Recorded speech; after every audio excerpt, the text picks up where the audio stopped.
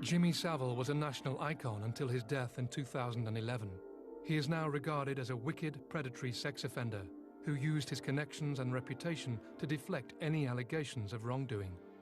However, the public persona of Savile, the entertainer and showman, was at odds with how people actually viewed him when the cameras were turned off.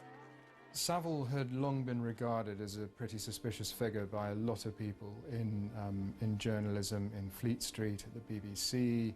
One, I'm very boring. I don't do drugs, I don't do underage sex, I don't do any of them things that they print in papers today. I think I've found Savile shifty, grubby, mock humility. He almost invited you to think of him as a slightly grubby, eccentric individual. I hope that cigar is not lit that you have in your hand. No, it's not lit. Jimmy Savile. Did No. the doctors not tell you to get off that? Nobody tells me to do anything, baby. Oh, right. I tell them what's happening. I feel that, yes, he hid his darkness in the light. You've been doing Jim Will Fix It for 20 years. Did anybody ever fix anything for you? Yes, because my case comes up next Thursday. Right, and I hope you get off it. No, it'll be a change if I get put away. He didn't have a personality. It was almost robotic, not in his movements, but in his actions. He never ever showed any emotion other than when it was that false smile that he had when he was buttering you up on screen or on air. Never showed any emotion of any kind whatsoever. A lot of people didn't like him. They didn't like him because of the way... A lot of people called him creepy, but he used to go round the wards saying things like, oh, you're beautiful, and give me your hand, and he'd take their hand and he'd kiss the back of their hand, and he wasn't terribly popular with the staff. Whilst people harboured suspicions about Savile, his status as a celebrity and fundraiser meant he was never called to account, allowing him to continue to prey on children, both as an individual and also as part of a group of child abusers. Stephen was only 7 when he began to be abused at home. My father started it, started being very violent. He used to drink quite heavily. And it started from there. I suppose over quite a short space of time it escalated quite quickly from, just being hit to being kissed and touched, and I don't know how many months before others were involved. As the abuse got worse, Stephen was handed over to an organised paedophile ring. Stephen was abused by the group for the next 9 years. He would be collected from home at any time, day or night. And on occasions, he would even be picked up from school. He was taken to various locations, including houses and hotels, where he, and often other boys, would be subjected to the most appalling sexual abuse by one or more men. Nobody questioned it, and sometimes it was during the day or the evening or at night or weekends. That was just part of life, really. And nobody said anything. Not a word. Strange, because they never said, don't tell. You hear people say, oh yeah, we were told not to tell. Nobody ever actually said that. But it was made very clear that if you broke the rules, or if you went against the group, you would just disappear, and no one would care. Occasionally, Stephen would be brought to the group to be told that guests would be joining them. On more than one occasion, the guests would include Jimmy Savile. You didn't always know beforehand. Sometimes we were told, so we were, as I've been taken to wherever it happened to be, that there'd be a guest coming that evening or that day or whenever it was, but not always. No names were ever used, you know, just didn't use names at all.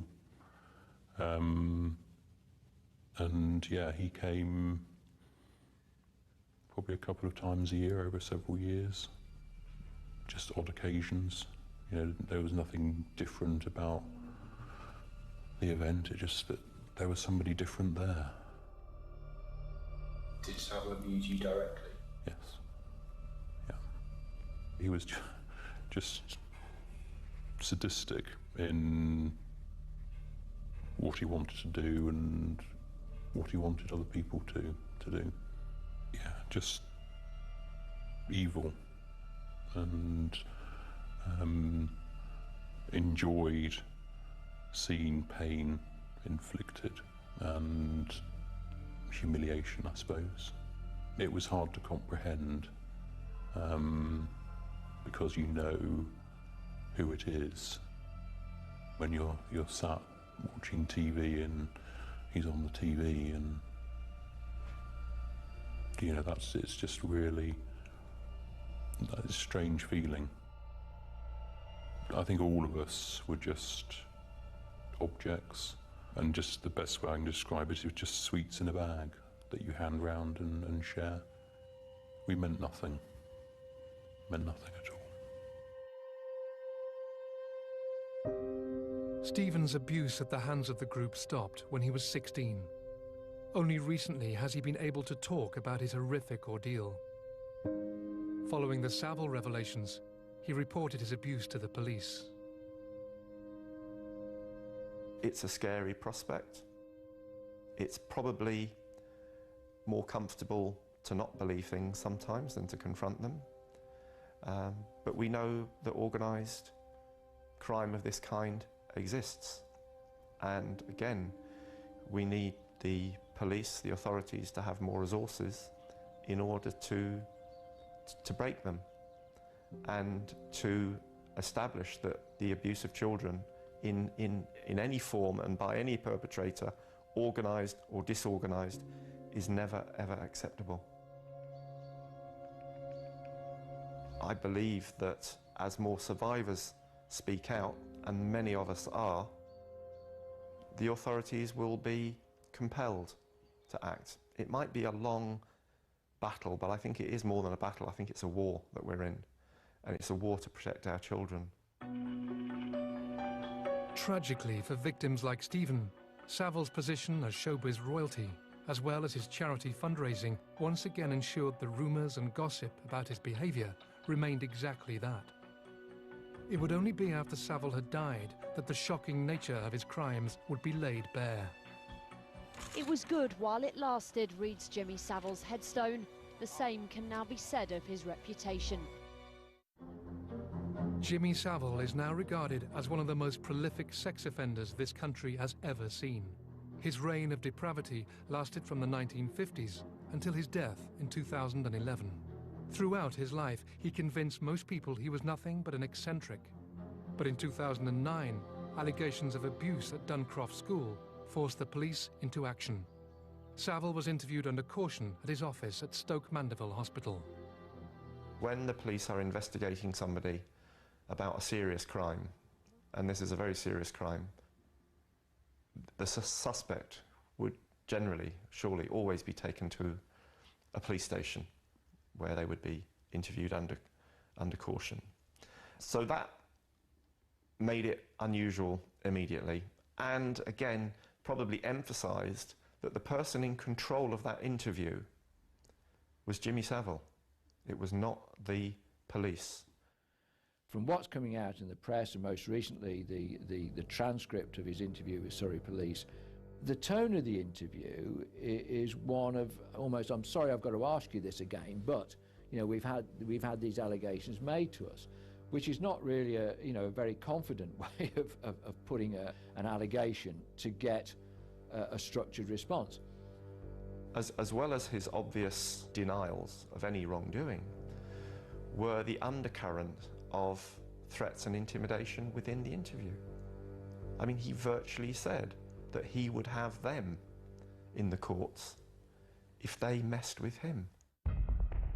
The authorities decided that given the lack of evidence, any pursuit of Savile was futile, and the charges were dropped. One of the last chances to bring one of Britain's most prolific child abusers to justice was lost.